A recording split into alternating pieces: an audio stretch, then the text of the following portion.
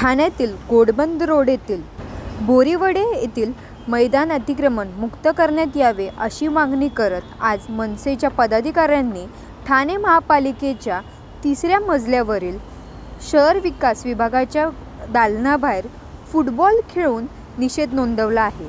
तर याबद्दलची अधिक माहिती जाणून घेऊया। पूर्ण मैदान इथं खोदून काढलेलं आहे आणि त्या मैदानावर हे सगळं होत असताना गेल्या एका महिन्यापासून नगर अभियंत्यांना 3 वेळा पत्र देऊन झालेली आहेत। त्याच्यानंतर त्यांना क्रीडा विभागाने पण सांगितलं की साहित्य हटवा आणि मैदान खाली करा, कारण ह्याच्या पहिला एक मैदान होतं बाजूला, त्याचं पार्कचं आरक्षण होतं, ते त्या मेगा एंटरप्राइजेसला यांनी दान करून टाकलं मेट्रोच्या कामासाठी। दुसरं मैदान जे खूप महत्त्वपूर्ण मैदान होतं ते होतं बोरुडे मैदान। तिकडे आता साहित्य आणून ठेवलेलं आहे सगळं आणि मोठे मोठे पाईप आहेत, मोठे मोठे वॉटर डिपार्टमेंटचे पाईप आहेत बोलतात, पण क्रीडा विभागाची परवानगी नाही। क्रीडा विभागाने पत्र दिलं की ते पाईप हटवा, मग मुलं कुठे खेळणार? आम्हाला खेळायला जागा नाही, मग आता ही जागा पकडली, इथे येऊन खेळलो।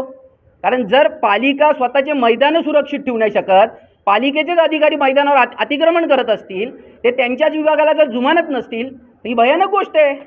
आणि आज तुम्ही बघत असाल बोरुडे मैदान खणून काढलं, RMC प्लांट बांधतो आणि त्या संबंधित व्यक्तीला एक साधं पत्र पण नाही दिलं पालिकेने का तू खाली कर म्हणून। एवढी भयानक परिस्थिती आहे ठाणे महानगरपालिकेची। आणि आता तुम्ही बघत असाल की मैदान कब्जा केलेलं आहे, एक महिना थांबायला लागतं। आमच्यासारख्या लोकांना पत्र देऊन हे लोक काहीच कारवाई नाही करत, म्हणून आज एक पाऊल उचलायला लागलं। आणि नगर अभियंत्यांच्या इथे आम्हाला असं आंदोलन करायला लागलं की त्यांना आत्ता तरी हे बघा, हा बॉल बघा, बॉलवर लिहिलेलं आहे बोरुडे मैदान अतिक्रमण मुक्त झालेच पाहिजे। हे बघा अतिक्रमणाचे फोटो आहेत सगळे, हे बघा।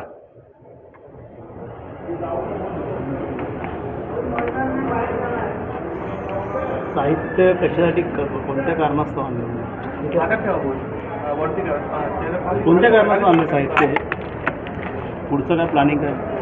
आता हे जे साहित्य आहे हे त्यांचं म्हणणं आहे की ह्या साहित्याच्या माध्यमातून वॉटर डिपार्टमेंटची कामं होणार आहेत। तर आम्ही बोललो मग तुमच्याकडे परवानगी आहे का? त्यांच्या स्वतःच्या क्रीडा विभागाने त्यांना पत्र देऊन सांगितलं की साहित्य हटवा, आमच्याकडे परवानगी नाही आहे। आणि जर असं जर साहित्य RMC प्लांट कोणी बांधायला सांगितलं, तिथे कोणी परवानगी दिली, 2-2 वेळा पत्र देऊन सुद्धा कारवाई नाही होते।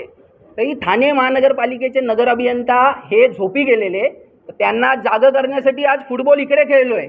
याच्यानंतर हे आंदोलन अजून तीव्र होईल आणि पुढच्या वेळेला अशा जागेला खेळू ना की त्यावेळेला अख्खं महाराष्ट्र बघेल। महाराष्ट्र नवसेने अगोदर पत्रव्यवहार केले का जाग आणण्यासाठी? अगोदर काय सूचना दिल्या होत्या? आम्ही महाराष्ट्र नवनिर्माण सेनेच्या वतीने 3 वेळा पत्रव्यवहार केलेले आहेत नगर अभियंता आणि आयुक्तांना पण कोणीही याकडे लक्ष दिलं नाही।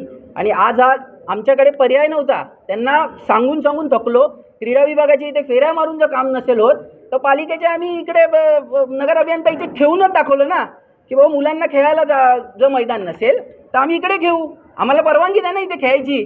कारण महानगरपालिका हे मैदानं कशासाठी ठेवते? तर मुलांना खेळण्यासाठी, त्यांना तिकडच्या ज्येष्ठ नागरिकांना जाण्यासाठी का कब्जा करण्यासाठी।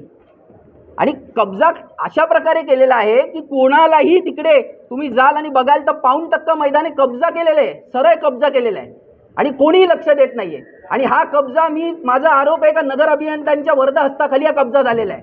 नाहीतर ठाणे महानगरपालिकेमध्ये टपरी बांधा अतिक्रमण विभाग तुमच्यावर कारवाई करतं आणि गेले 1 महिना झाले नगर अभियंत्यांचा वर्ध हस्ता असल्यामुळे तिकडे काहीच कारवाई झाली नाही आहे। म्हणून आज नगर अभियंत्यांच्या इथे फुटबॉल घेऊन आम्ही निषेध व्यक्त केलेला आहे। आता मार्ग निघेल का? या तुम्हाला भेट देतील का अधिकारी?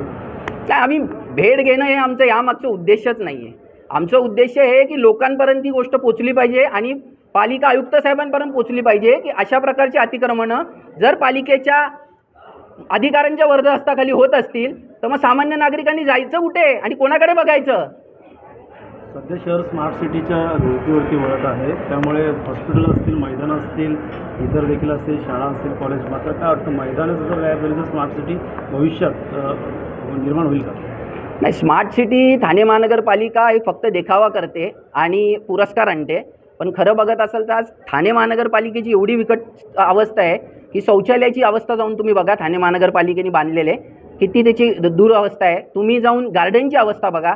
आज 2 यांनी स्मार्ट सिटीच्या नावावर गार्डन केलेली, जे हे लोक बोलत होते की नवीन ठाणे जुनं ठाणे म्हणून, त्याची आज बघा त्याच्यात घोटाळा झालेला आहे। आणि वेगवेगळे प्रकल्प बघा, ITS प्रकल्प बघा, ERP प्रकल्प बघा, स्मार्ट सिटीमध्ये जे रेस्टरूम बांधलेले त्याची अवस्था बघा।